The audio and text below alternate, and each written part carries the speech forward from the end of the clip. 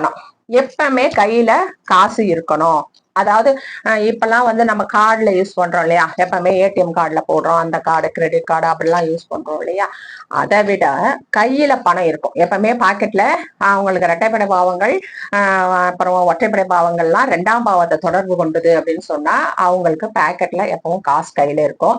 அவங்களுக்கு தான் வந்து இந்த மாதிரி பிசினஸும் வரும். ஒரு சின்ன சின்ன ஷாப் வச்சிருக்காங்க, தினசரி காய்கறி கடை வச்சிருக்காங்க, இல்லைன்னா அந்த டிஃபன்ஸ் கடை வச்சிருக்காங்க, இந்த மாதிரி நிறைய கடைங்க, மளிகை சாமான் கடை, அந்த மாதிரிலாம் நிறைய சின்ன சின்னதா வச்சிருக்காங்க இல்லையா.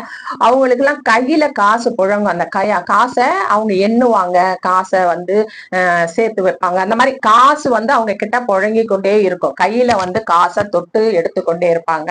அந்த மாதிரி செய்யக்கூடியவங்க எல்லாம் வந்து இந்த கையிருப்பு பணம் அப்படின்னு சொல்றது இந்த 2ஆம் பாவத்துலதான். அந்த பாவங்கள் நல்ல தொடர்பை கொள்ளும் பொழுது அந்த கையிருப்பு பணத்தை சேமிக்கவும் செய்வாங்க. கை வந்தா மட்டும் போதாது, அந்த பணத்தை அவர்கள் நல்லா சேமித்து அடுத்து 2ஆம் பாவத்திற்கு அடுத்த பாவம் 4ஆம் பாவமாக அவர்கள் அதை வந்து அசையும் அசையா சொத்துக்களாக அதை மாற்றுவார்கள். கையில் வருகின்ற பணத்தை அதை தொடர்ந்து 4ஆம் பாவம் தொடர்பு கொள்ளும் பொழுது 2க்கு 4 என்ற 3ஆம் பாவ பரிமாண வளர்ச்சி ஏற்படும் பொழுது இந்த கையிருப்பு பணம் அடுத்து அசையா சொத்தாக அங்கே மாற்றமடையும். இது யாருக்கு அப்படின்னா இரட்டைப்படை பாவம் கொண்ட 2 4 6 10 அப்படின்னு தொடர்பு கொண்டு வருகிறவர்களுக்கு கண்டிப்பாக கையில பணம் வரும். வந்த பணம் அடுத்து சொத்தாக மாறும். அடுத்து 6 தொடர்பு கொள்ளும் பொழுது இன்னொரு சொத்தாக மாறும். அந்த மாதிரியான அமைப்பு இந்த இரட்டைப்படை பாவம் தொடர்பு கொண்டவர்களுக்கு. ஒத்தப்படை பாவம் தொடர்பு கொண்டவர்களுக்கு மிதமான காசு வரும், பரவாயில்லை, ஓரளவுக்கு அவங்க கிட்ட காசு இருக்கும், செலவுக்கு வரும். அதுக்கேற்ற மாதிரி அவங்க வந்து குடும்பத்தை நடத்துவாங்க.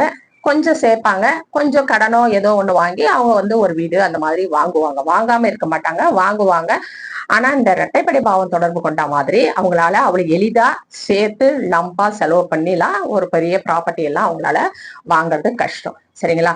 5 9 அப்படின்றது எதுவும் செய்ய மாட்டாங்க. யார் வீட்டு காசோ வரும், செலவு பண்ணுவாங்க. இல்ல அவங்களே வந்து ஒரு வாரம் வேலைக்கு போனா ஒரு வாரம் லீவ் போட்டுருவாங்க. அந்த ஒரு வாரம் சம்பாரிச்சதுட்ட இன்னொரு வாரத்துல வச்சு சாப்பிட்டுருவாங்க. கையிலன்றது காசு தங்காது, இருக்காது, சேமிக்கவும் அவங்களால முடியாது. 8 12 அப்படின்றது கஷ்டம். அது வந்து வர காசு அப்பவே போயிடும். அவங்க காசு வர்றதுக்கு முன்னே செலவுகள் பல காத்து கொண்டு இருக்கும். அவங்களால சேர்த்து வைக்கணும் அப்படின்ற எண்ணத்துக்கு அவங்க போக மாட்டாங்க. அதனால 2ஆம் பாவம் 8 12 தொடர்பு கொள்ளக்கூடாது. அப்படி தொடர்பு கொண்டால் கையிருப்பு பணம் இருக்காது, கையிருந்த பணம் சேமிப்பாகவும் மாறாது அப்படின்றது 2ஆம் பாவத்தை பார்த்தா நம்ம தெரிஞ்சு கொள்ளலாம்.